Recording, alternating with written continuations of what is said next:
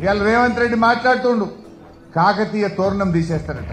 తెలంగాణ రాష్ట్ర చిహ్నంలో కాకతీయ తోరణం తీసేస్తాం, కేసీఆర్ ఆనవాళ్లు లేకుండా చేస్తాం, ఇవాళ మొత్తం దాన్ని మార్చేస్తా అని మాట్లాడుతుంది. కాకతీయ తోరణాన్ని గిట్ట ముట్టుకుంటే వరంగల్ జిల్లా అగ్నిగుండం అవుతుంది. వరంగల్ కు మరి ప్రతీక కాకతీయ తోరణం.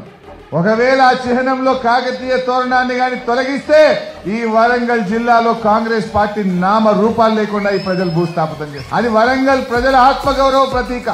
కాకతీయ తోరణం అనేది ఈ జిల్లా ప్రజల ఆత్మగౌరవ ప్రతీక. అంటే ఆయన ఎంతసేపు ఏదో రకంగా కేసీఆర్ మీద అపవాదులు వేయాలి.